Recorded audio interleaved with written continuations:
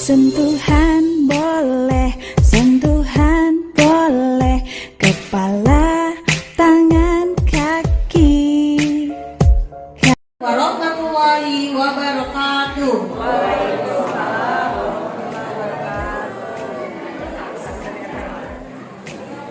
Yang terhormat Kepala Sekolah SD 16 Manggar. Karena ini sangat penting sekali Bapak Ibu. Saya sebenarnya waktu itu karena konsultasi dengan email itu hampir menitikkan air mata. Bukan air mata, sempat menangis karena banyak sekali kejadian-kejadian yang ada di Belitung Timur ini. Ya, terutama untuk anak-anak yang di bawah usia masih usia remaja. Jadi anak SD itu, mulai dari anak SD itulah makanya saya itu berinisiatif untuk melakukan kegiatan parenting di hari ini. Sekarang aku mau cukup dengan HP. Karena aku kelas 1 SD suruh belajar, aku dapat idea Bu. Halo Google, 1+1 berapa? Muncul jawabannya. Ya, ini Bu. Ya, Ibu Bapak, kita sama-sama membantu anak kita menggunakan teknologi. Ya. Jangan dilarang Bu, cuma dipandu. Kenapa Ibu Bapak terjadinya kasus 11 anak ini? Dalam rangka kelas parenting untuk orang tua ya. Pertama, kami sangat berterima kasih sekali Bu atas terselenggaranya kegiatan ini. Kasus-kasus anak yang muncul akhir-akhir ini, baik itu anak sebagai korban ataupun sebagai pelaku. Nah, dari pola pendidikan kita yang dulu, yang kita terima, yang akhirnya menimbulkan luka, kita terapkan lagi ke anak dengan harkat dan martabat, serta mendapat perlindungan dari kekerasan dan diskriminasi. Undang-Undang Perlindungan Anak Nomor 23 Tahun 2002. Undang-Undang Perlindungan Anak ini Bu sebenarnya sangat sudah 5 kali mengalami perubahan. Saking memang pemerintah menganggap bahwa ini belum pas, ada lagi perubahan. Habis ini ada lagi nih Undang-Undang 35 2014 perubahan atas undang-undang ini. Kemudian ada lagi namanya Perpu Kebiri, ada nggak Bu? Perpu Kebiri, ya, karena begitu banyak predator seksual anak itu yang setelah dia melakukan tindak kekerasan, dia melakukan lagi. Jadi pemerintah perlu menerbitkan perpu agar dipasangi chip di kebiri Bu, ya, untuk memantau pergerakan. Karena memang sudah luar biasa. Kasus-kasus kekerasan terhadap anak itu luar biasa Bu, ya, sudah darurat, sudah zona merah kalau kata Ketua Komnas HAM ini, ya. Oke. Nah, bisa ya. Ini Bu, prinsip perlindungan anak, non diskriminasi, kebaca nggak Bu? Non diskriminasi, kepentingan terbaik bagi anak, prinsip partisipasi anak dan hak hidup. Kepentingan terbaik bagi anak. Nah, ini sudah diterapkan nggak nih? Kepentingan terbaik bagi anak. Jangan-jangan kepentingan terbaik bagi orang tua. Itulah kenapa tadi saya menyambut baik ketika memang sudah saatnya kurikulum merdeka diterapkan, ya Bu ya. Kenapa? Karena potensi anak itu tidak hanya satu Bu, kita ketinggalan lama dari negara lain. Di negara lain, di Jerman itu, dari kelas 1 SD sampai SMA itu nggak pernah tahu siapa ranking 1 di kelasku, ya. Yang tahu cuman dirinya dan guru. Kenapa? Itu memancing anak menjadi seorang pembuli. Ya, ada senioritas, ada superioritas, bukan senioritas, ada superioritas terhadap anak-anak yang pintar. Nah, jadi Merdeka Belajar salah satu upaya kita untuk menghapus itu. 70% anak-anak Indonesia pernah mengalami yang namanya dibully. Termasuk juga sekarang Bu, di satuan PAUD itu sudah gak ada lagi tuh yang namanya lomba-lomba. Lomba-lomba itu adalah pemicu anak-anak menjadi pembuli nanti. Jadi anak kecil yang belum ngerti, dia dipaksa untuk juara 1, untuk menang, ya. Padahal seharusnya tuh semua menang, semua bisa, karena potensi anak beda-beda, ya.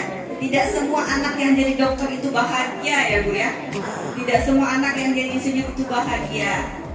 Jadi sekarang itu untuk kedepannya dia sesuai dengan suka atau tidak suka dia.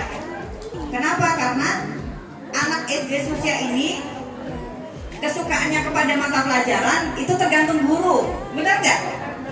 Iya, ada ya.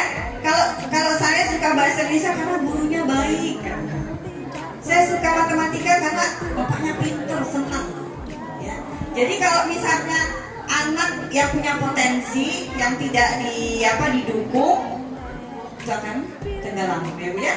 Nah, ini landasan hukumnya. Tadi saya sudah sampaikan sedikit. Jadi Undang-Undang RI, setiap anak berhak atas kelangsungan hidup, tumbuh dan berkembang. Nah, semua ini adalah dari dituangkan di Undang-Undang Nomor 23. Kemudian kita lihat landasan filosofisnya, ya Bu ya. Anak adalah amanat Tuhan yang harus dijaga, diperlakukan dengan sebaik-baiknya. Ini yang kadang-kadang kita luput. Kita merasa bahwa anak itu adalah hak kita. Bagaimana proses pendidikan itu sesuai dengan maunya kita. Padahal kita tahu bahwa anak punya potensi masing-masing. Dengar nggak? Pernah dengar nggak Bu? Kalau anak sekarang anak itu seperti kertas putih, kita yang menulisinya, ya. Jadi Bu, ketika anak kecil, dari kecil kita tanamkan tentang hal-hal yang baik, insya Allah dia akan menjadi baik. Kalau dari kecil dia selalu disodori dengan segala macam bentuk kekerasan, kita bisa melihat nanti hasilnya, ya Bu ya. Anak adalah generasi penerus keluarga, bangsa dan peradaban. Anak adalah pemilik dan penentu masa depan. Ini Bu yang kita khawatirkan. Ketika satu generasi misalnya mengalami kecanduan HP semua gitu, ya. Apa yang terjadi ya Bu ya? Oke, kita skip aja ini landasan sosiologis. Jumlah anak di Indonesia itu sepertiga penduduk Indonesia, ya. Masih banyak pola pikir dan perilaku yang menjadikan anak sebagai objek dan properti, gitu ya. Dan ini semua bertentangan dengan prinsip perlindungan anak. Kemudian norma perlindungan anak belum banyak dipahami dan belum dipraktekkan. Nah ini kemudian ini yang kami lakukan sekarang agar memberikan pemahaman kepada para orang tua. Oke. Nah ini pelaku kekerasan Ibu. Siapa sebenarnya pelaku kekerasan itu? Di orang tua, ya Bu. Sebenarnya tidak ada anak yang nakal. Yang ada apa Bu? Yang ada adalah orang tua yang tidak sabar, ya. Kalau dari kecil sudah kita cekoki dengan kekerasan, dia niru Bu. Makanya kemarin kami Roso di 7 kecamatan PAUD mulai deh kita mulai dari anak usia dini. Anak usia dini yang istilahnya masih dalam pengawasan, yang masih bisa ya Bu ya, masih bisa kita intervensi. Kenapa? Karena kalau sudah SMP itu susah Bu. Kalau dia sudah ketemu dengan kawan-kawannya, sudah punya geng-geng, sudah punya berbuaya sendiri, mau ibu suruh-suruh susah. Dia lebih senang dengan omongan kawannya, ya Bu ya. Kenapa? Jadi itulah kenapa yang kami lakukan sekarang. Coba deh kita mulai dari PAUD. Anak usia dini yang masih bisa kita bentuk, ya, yang masih bisa kita cekoki dengan hal-hal baik. Itu mudah-mudahan ke depan dia bisa kita lepas dan tidak terjadi kasus-kasus yang selama ini banyak di tempat kita, ya. Kemudian guru nih, guru nih. Nah, guru mungkin Bu antara kekerasan dengan disiplin itu tipis, ya, tipis. Maksud hati ingin supaya anak disiplin, tapi mungkin caranya salah, ya Bu ya. Memang benar kalau misalnya, oh dulu kami tuh nggak gitu nih Bu, ya. Kami dulu penghapus sampai ke kening kata Pak Adi, nggak apa-apa. Kita ngadu ke orang tua malah kita ditambahin, ya. Sekarang nggak bisa. Tapi sekarang coba ingat, apakah Bapak Ibu guru pengen dikenal sebagai guru yang menyenangkan, ya, atau guru yang garang, ya? Garang Bapak itu, aku bisa gini-gini. Nah, artinya apa Bu? Artinya itu menimbulkan ingatan memori yang tidak baik. Itu yang menimbulkan luka.